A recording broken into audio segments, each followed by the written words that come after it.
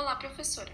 Hoje viemos aqui apresentar o nosso trabalho sobre o dimensionamento de pavimento flexível do método DENIT e do método Medina. O nosso grupo é composto pela Caroline, por mim, Karen, pela Monique e pelo Vitor.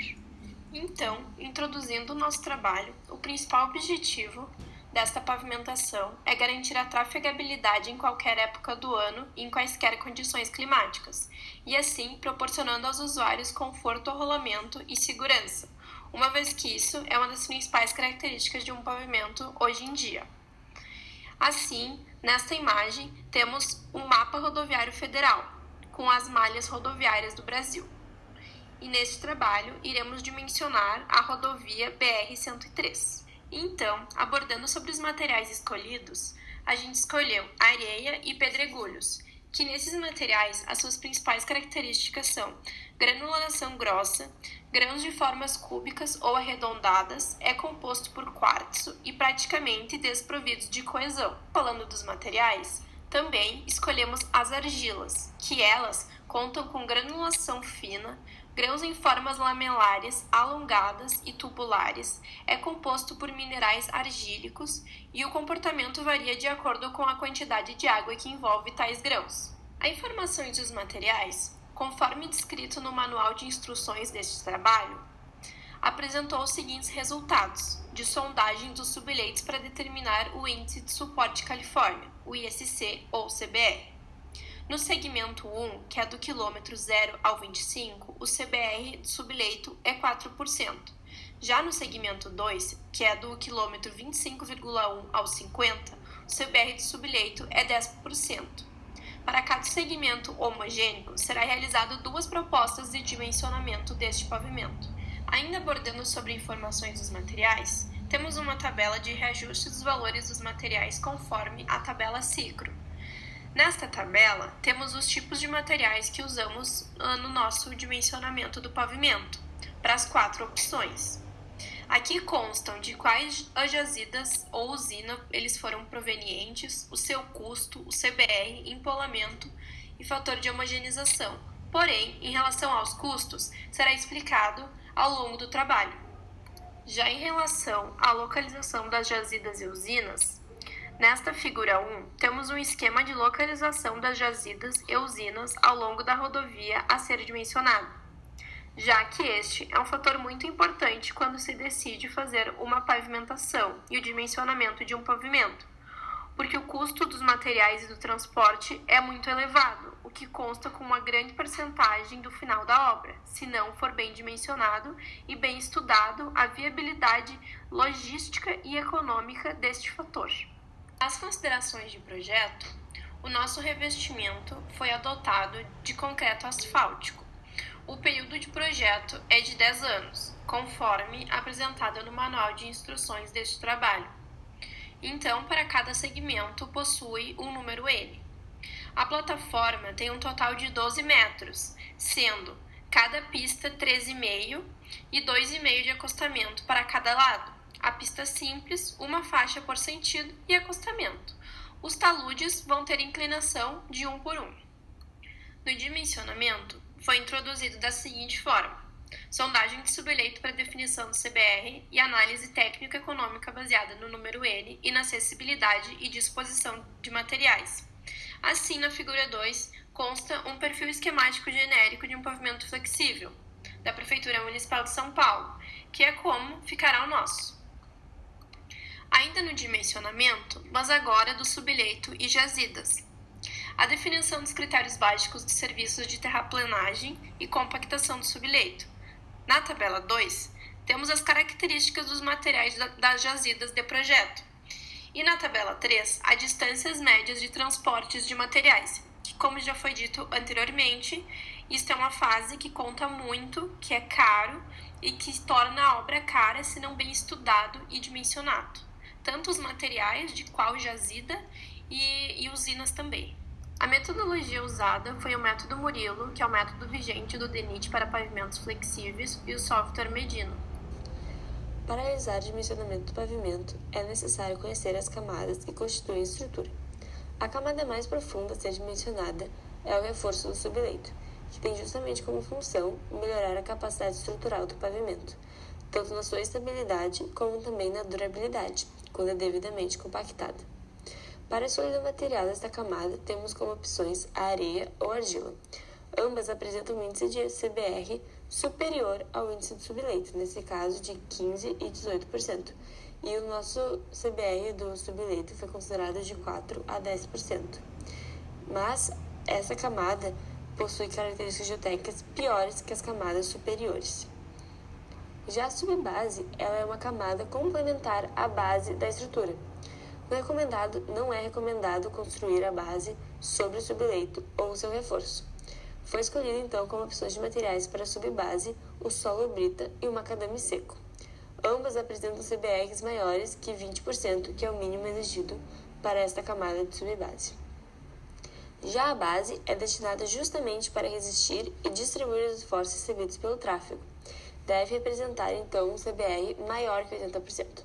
Por isso foi escolhido como opções de materiais para a base a brita graduada simples, o BGS, e a brita graduada tratada com cimento, o BGTC.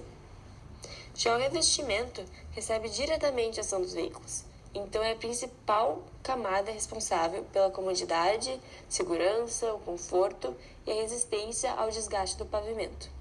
Essa camada também é que apresenta maior rigidez e faz também o acabamento da estrutura.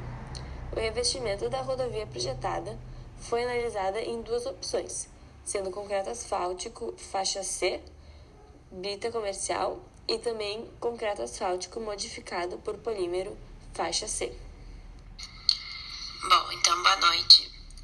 Eu vou falar um pouquinho sobre como que a gente fez então o custo dos materiais. Nessa primeira tabela foi calculado então o reajuste dos valores de outubro de 2019 para maio de 2020, de todos os materiais disponíveis que tínhamos para fazer a escolha então desses materiais, de qual que seria o melhor valor, né, para ser utilizado no nosso pavimento.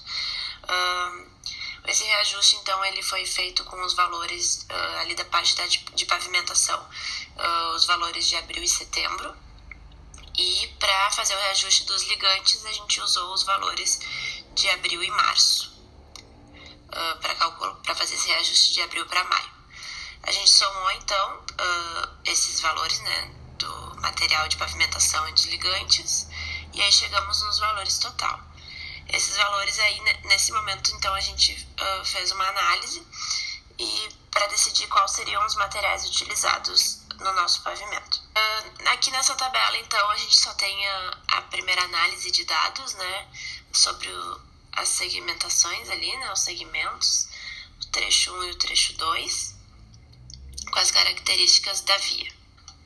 Com essas análises, então, o que a gente fez? Nós fizemos a escolha dos nossos materiais, os materiais que seriam utilizados no nosso pavimento, tanto no trecho 1 quanto no trecho 2, e fizemos, então, o cálculo das distâncias médias de transporte, tanto para o segmento 1 e segmento 2. Fizemos geral, para depois, então, definir qual que seria utilizado em cada trecho. Aqui, então, a gente tem uma tabela com todos os dados, então, os nossos materiais escolhidos, o custo deles já com o valor reajustado, né? E as outras informações que já tinham sido passadas pela professora. Aqui, então, nós temos uma tabela demonstrando quanto que ficou a espessura das camadas de revestimento escolhidas, conforme o trecho. E aí agora eu vou passar para a Carol explicar um pouquinho sobre o dimensionamento ali das espessuras. Para o cálculo de dimensionamento da espessura pelo método Murilo, devemos seguir algumas etapas. Primeiramente, calculamos a espessura total de proteção do subleito, ou seja, a soma das espessuras das camadas que protegem o subleito, que é as camadas de reforço do subleito, subbase, base e revestimento. Aqui na figura está representado pela letra HM. Depois disso, nós vamos calcular a espessura de proteção do reforço do subleito, que é apresentada ali na figura como HN, que é a soma das espessuras das camadas subbase, base e revestimento. E então a espessura de proteção da subbase, que é identificada na figura como H20, pois consideramos o CBR da subbase sempre como 20 para parâmetros de projeto, que então esta espessura é a soma das espessuras da base e do revestimento. Depois disso, vamos definir o coeficiente de equivalência estrutural, o K, de cada material, para então conseguir definir as espessuras. Ali na tabela abaixo também podemos identificar o K das nossas camadas de materiais granulares, que é 1, e também do nosso concreto asfáltico, que foi considerado 2. Aqui temos os resultados do nosso dimensionamento pelo método Murilo. Tivemos como espessura total do pavimento 74,5 cm. Na opção 2, tivemos como espessura total 68,5 cm. Essa diferença de 6 cm podemos identificar na espessura adotada da nossa base. Na opção 1, usamos a brita graduada simples e na opção 2, usamos a brita graduada tratada com cimento. Já na nossa segunda parte do pavimento, que é o nosso segmento homogêneo 2, na primeira opção, tivemos um pavimento com uma espessura de 78 centímetros. Na nossa opção 2, tivemos uma economia bem grande, tanto no reforço do subleito como na nossa base, em relação à nossa opção 1. Bom, depois então que foi feito esse dimensionamento, né, das espessuras, então a gente fez o cálculo do custo total do material para cada trecho e para cada opção. Então, como nós tínhamos duas opções no trecho 1, foi escolhida a opção 1, então, como que foi feito, né, esse cálculo total? A gente calculou então o volume do material que seria utilizado, né, para aquela opção, o custo de cada material utilizado, o custo do transporte, e aí chegamos no custo total de cada material. A gente somou todos esses valores e chegou num custo total do trecho. Então, como foi analisado, no trecho 1, a opção 1 foi a opção, a melhor opção, né, de custo-benefício, a opção mais barata. No trecho 2, a mesma coisa, né? Depois das espessuras, então, calculamos o custo do material, utilizando o volume do material, o custo do material, o custo do transporte, chegando num custo total. Por essa análise, então, a gente viu que a opção 1 também seria a opção mais barata e a opção que seria escolhida por nós. De pavimentos via método Medina.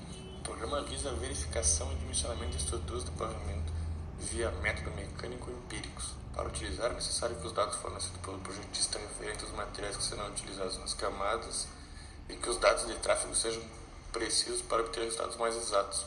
O novo método de dimensionamento de pavimento estabelece um procedimento de cálculo da resposta à estrutura em termos de tensões, deformações e fricções, de acordo com as características de tráfegos previstas ano a ano, obtendo assim os dados acumulados com o tempo. Todos os recursos são calculados com base na mecânica dos pavimentos aplicados ao sistema de camadas da estrutura a ser avaliado. Para o dimensionamento pelo método Medina, utilizou-se como base a composição e deformação projetados pelo método Murilo. Porém, foi necessário alterações das espessuras e composições para que a margem máxima de trincamento e fundamento tivesse resultados satisfatórios. Abaixo constam as informações geradas pelo método Medina para cada segmento e opção. Aqui encontramos o resultado para a primeira opção da estrutura do segmento 1 da rodovia, onde foi obtida uma previsão de área de trincamento no pavimento ao fim do período de projeto igual a 28,9% e um fundamento de trilha de roda de 7,3 mm. O programa fez uma conversão automática na espessura do concreto asfáltico utilizado, aumentando a camada em cerca de 3,2 cm sobre a espessura base. As demais camadas se mantiveram igual. Aqui foi empregado como um revestimento concreto asfáltico modificado por polímero, onde tivemos que fazer alterações para obter um resultado positivo. A camada base teve que ser alterada no método Murilo, foi utilizado uma camada de brita graduada tratada com cimento. Aqui teve de ser alterada para uma camada de brita graduada. E a camada de areia para reforçar o subleito teve de ser removida, pois sem essas alterações o programa enviava uma mensagem informando que a análise encerrou por haver atingido a espessura mínima da camada. Com as novas características, obtivemos uma área de trincamento no pavimento de 29% e um fundamento de trilha de roda de aproximadamente 7,1 mm. No segundo segmento, primeira opção, também tivemos que alterar os materiais e espessuras para que os resultados fossem satisfatórios. A camada de revestimento e a base tiveram de ser trocadas e as demais espessuras também. Sem essas alterações, o programa gerava uma área de trincamento de 99% e mostrava mensagem de alerta. Com as mudanças, obtivemos uma área de trincamento de 28,8% e um afundamento no trilho de 3,4 mm. Aqui o revestimento teve de ser substituído por outro com modo de resiliência mais baixos e alteração nas espessuras para a obtenção de um bom resultado. Por fim, constatamos uma área de trincamento de 28,9% e uma deformação no trilho de 3,7 mm. Encontramos como alternativas mais econômicas para o projeto.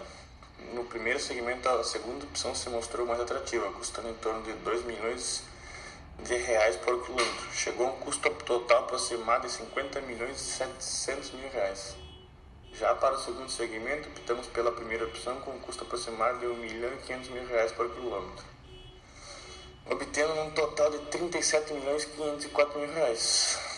Devido às características distintas nos dois segmentos, a diferença no custo total, comparando-os, ficou em torno de R$ 13 milhões.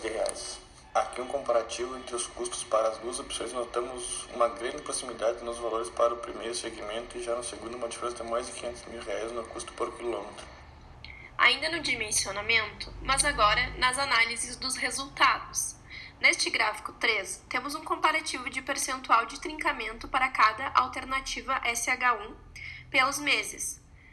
Este gráfico foi gerado com informações do software Medina e levado ao Excel para vermos como ficaria o gráfico da opção 1 para a opção 2. E nota-se que eles andam simultâneos e juntos, pois os materiais e as espessuras do pavimento foram similares e assim tem praticamente o mesmo comportamento do gráfico. Para o segmento 2, geramos o mesmo gráfico mostrado no slide anterior, que novamente mostra o comparativo de percentual de trincamento para cada alternativa, deste segmento pelos meses.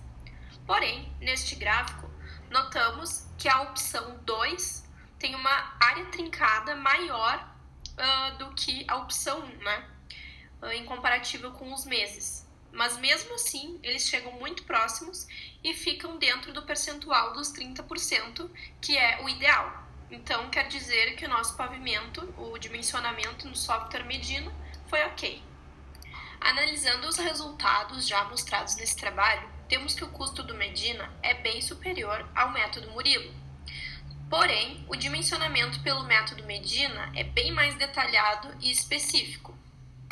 Portanto, concluindo nosso trabalho, chegamos em que o método Murilo não considera os desgastes nem os esforços causados pela fadiga do pavimento, dimensionando estruturas mais simples e baratas, porém menos duradouras.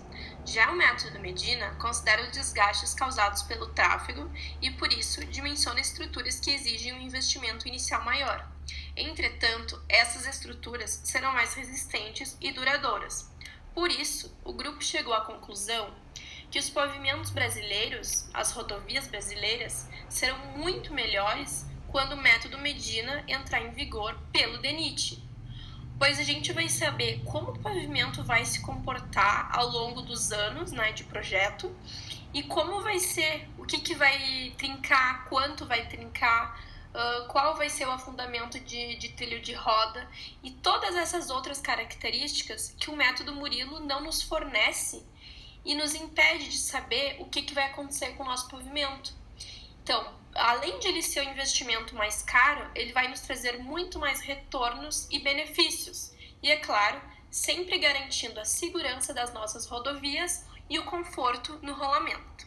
Muito obrigada, esse foi o nosso trabalho e obrigada pela atenção.